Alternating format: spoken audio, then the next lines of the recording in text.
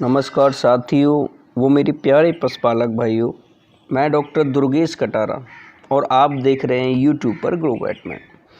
साथियों, आज मैं आपको बताने वाला हूं जो हमारे पशुओं के जो काल्फ होते हैं उनके यानी नेवल इल यानी नाभि रोग के बारे में साथियों, जिसमें मवाद पड़ जाता है।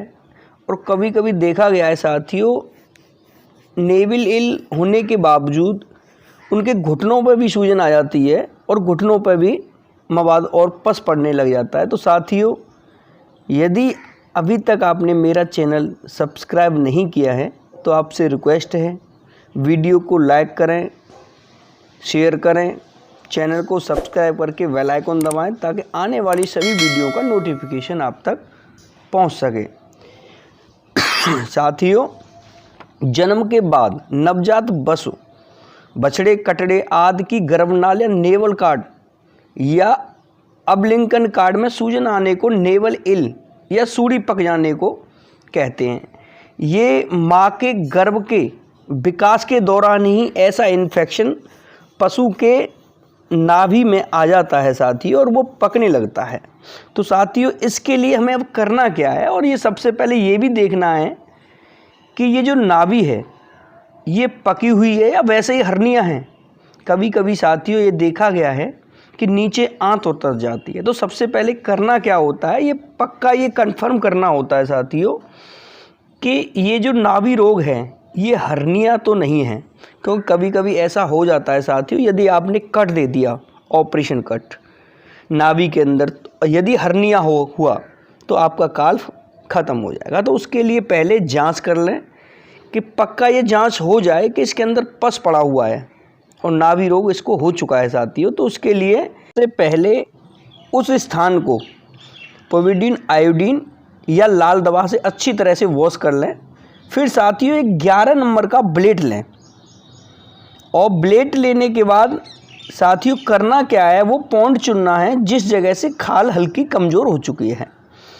और उस स्थान पर साथियों यदि हर्निया नहीं होने पर अम्बलिकन एवेस को नाल के नीचे, बिल्कुल नीचे पर्याप्त, जी हाँ साथियों, उसे क्रिस क्रॉस करना है, यानी उसके अंदर एक प्लस जैसा निशान लगाना है साथियों। प्लस दे करके मवाद को पूरा बाहर निकाल दें साथियों।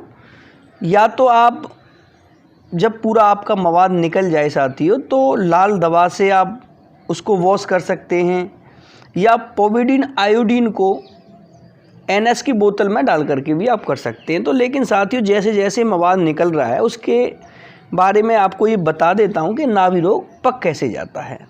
तो ये देखा गया है साथियों, कभी कभी किसी काल्फ के अंदर, जैसा कि मैंने बताया कि जन्म के समय ही जिन दुधारू पशुओं में ब्याने से पहले मेट्राइटिस व प्लेसेंटाइटिस होता है, उनके नवजात पशुओं में नेवल इल हो जाता है। जी हाँ साथियों, नाभि रोग। जन्म के बाद नवजातों में आहार, सांस के जरिए या नाभि के जरिए इन्फेक्शन होता है।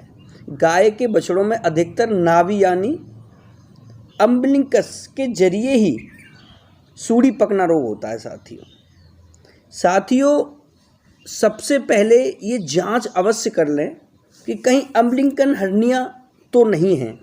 यदि हर्निया हैं तो अम्बलिकस एवेसस को ओपन नहीं करें तथा सावधानी पूर्वक ऑपरेशन कर हर्नियल रिंग को बंद करें।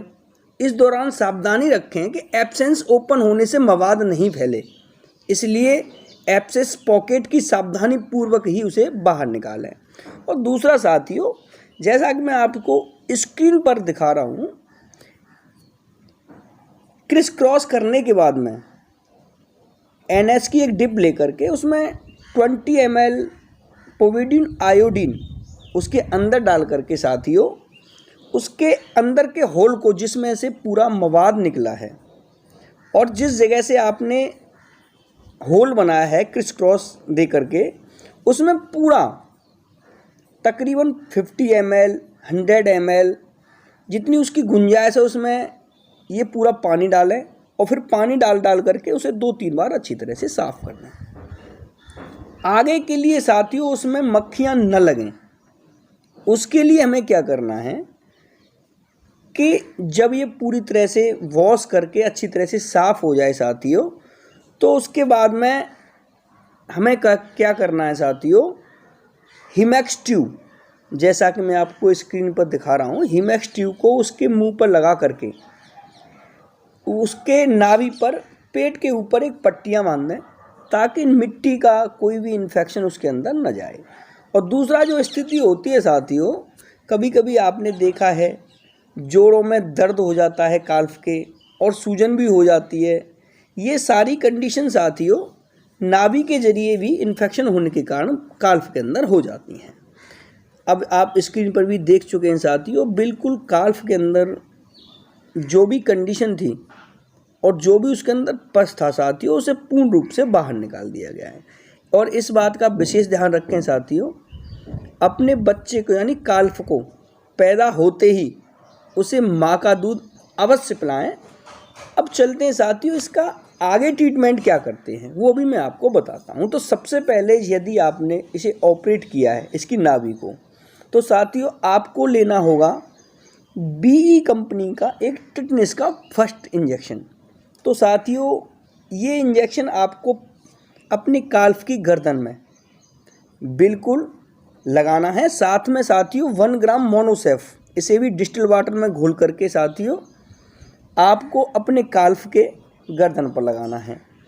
और तीसरा इंजेक्शन साथियों पेन काल्फ के अंदर न हो, तो उसके लिए साथियों आपको मेलॉक्सिकेम पैरासीटामोल, जी हाँ 3 ml यानी 3 ml साथियों उसे इंट्रामस्कुलर लगाना है। और ये मोनोसेफ इंजेक्शन साथियों कम से कम आपको लगातार 3 दिन तक लगाना है। फिर उसके बाद में कोई भी टैबलेट, चाहे वो पेनिसिलिन ग्रुप की हो, चाहे एमॉक्सिसिलिन क्लोक्सासिलिन कैप्सूल टाइप से 500 mg में हो साथियों, इसे कम से कम 8 से 10 दिन तक इसे कंटिन्यूस देनी पड़ेंगी। और साथ साथ जैसा कि मैंने मोनोसेफ इंजेक्शन के बारे में बताया, 1 ग्राम को 4 दिन तक इंट्रामस्कुलर काल्फ के लगाया जाएगा।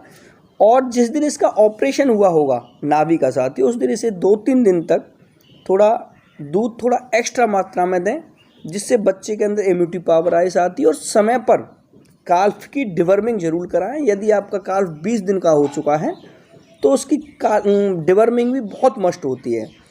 और साथियों इस बात का विशेष ध्यान रखें, जब भी हमारी कोई भी दुधारू पशु घर पे काल्विंग करे या ब्यांत करे, तो उसके नाभि को साफ और स्वच्छ जगह पर ही उसका नाभि काटें और उचित दूरी से काटें। इस तरीके से नाभि रोग नहीं होगा।